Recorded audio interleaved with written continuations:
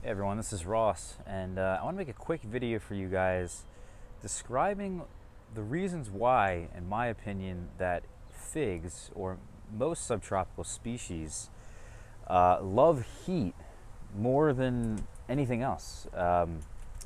In the fig's case, I think it loves heat more than even sunlight. Maybe there's a certain point there that uh, it needs to have a certain amount of sunlight or it needs to have a certain amount of heat. I'm not really sure what the exact numbers would be, but here's the greenhouse you're looking at. And this is kind of what I want to show you guys, is that what the heat has done, because the greenhouse right now you can see is actually quite shaded. Here's actually the light. It is bright out today. It is a sunny day, but the sunlight doesn't actually hit the greenhouse at all because we have shade trees. The sun rises over there, and then it actually comes around like this, and you can see the sun here finally, and this is about midday, and then what happens is it comes around like this and sets over this kind of over here around this time of the year.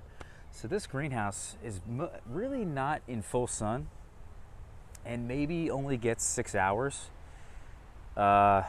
if that. I mean, there's a lot of shade, between this tree and this tree and then that house. It really doesn't get, I don't know, I have to measure it exactly. But what really is going on in here and why I have so much growth on these trees, and I'm going to do a little bit of a comparison because we're going to look at these trees real quick, and then we're going to go see my trees that are outside. So this is one tree. I mean, the growth is just, it's just insane. The amount of figs is insane. I mean, look at the strong growth that's coming out. Some of these guys have woken up later than others. Some of these are stronger trees than others. Here's a really good example of, this is all new growth you're looking at here, from that base right here all the way up to here. I pinched it. It's now putting out figs. You can see.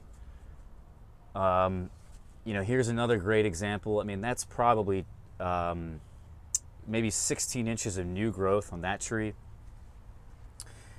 The real surprising winner, and I guess I'm not really that surprised because it's such a large, it's in a large pot, and it's really a strong tree, and I limited the amount of growth. But that's my Italian 258 in the back. It's hard to see the further away branches and some of these other branches. That's Italian 258 right there. And then that in the back here. That thing's putting out figs right now. It's bolting is a process that I like to call it. And each of those growth points on that Italian 258, since it's been awake, looks like about a foot of growth on each growth point. And most of these trees, this is just what they're, it's just what they're doing in the greenhouse, They really are putting out lots and lots of growth, even for not getting full sun. That's the point I'm trying to make. And then if we go do a little comparison, by the way, that Italian 258 has only been awake for maybe a month. Not even, maybe 3 weeks. I mean, it's just incredible. And here's some of the trees that I woke up prematurely in the greenhouse. You can see, this tree is woken up. This has, these trees have nice growth. I'm not going to deny that. But since I put them outside, which was about April 20 something, maybe about April 20th, they really haven't put out growth. And the reason I did stick them outside is because these are my earlier varieties. Either I was grafting them here. You can see that I have the grafts on the trees, or they're very early varieties. You can see like something like this. I've had this in the greenhouse for quite some time. It was awake. That's why it has all these figs on it. That, and being it's a quite early variety. But since I've had them out here, all the trees that I had woken up in the greenhouse, They're like kind of just now starting to grow. I mean, just recently starting to grow. You know, here's probably a good one to look at. Here's probably another good one to look at. But what this means is that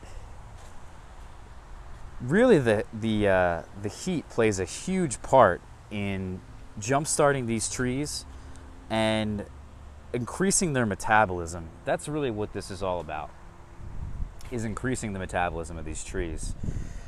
And I mean, maybe you didn't get a really great picture of the trees I just showed you guys, and maybe you know, it's tough to kind of get a good idea in terms of just what the growth has been like since I put them outside, you know, because I've been out here every day keeping track of these guys, looking at them every day. You know, I spend a lot of time with my trees, observing them, and I can tell you for sure that a lot of these trees really haven't put on any growth until really the past like week or two.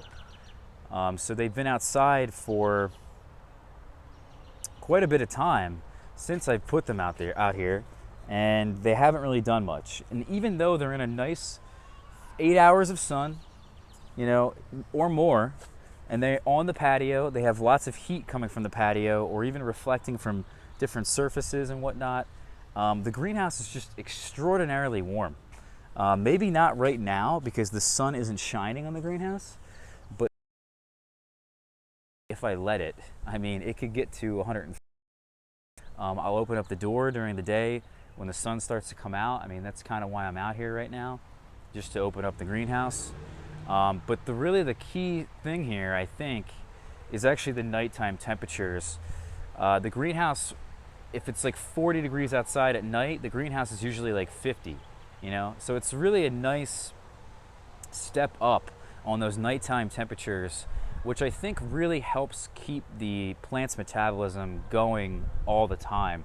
Rather than having to kind of restart every day, those plants in the greenhouse have been going 24/7, whereas the plants out here in the patio are only really, the metabolism is really only going for maybe 6 hours a day, when the root zones of these plants really get, you know, kicked into gear. So that's what I kind of wanted to do, guys, just show you that little comparison of why I think heat really matters. And I've done other videos on bolting. You can go watch that. I also have a Facebook page, guys, that I've been really trying to get more and more people a part of. I may actually start an Instagram. I'm not sure. I mean, it's a lot of social media to have at one time, but you know, with all the Facebook stuff going on. But if you guys want to follow me and see what else is going on in my life, you know, what else is going on in the garden, because I don't always have time to come out here and show you guys everything, you can follow me on Facebook. It's facebook.com/RossRaddy, the same name of this channel. So hopefully I'll see you guys there, and I'll catch you guys for the next video. All right, so take care. Bye-bye.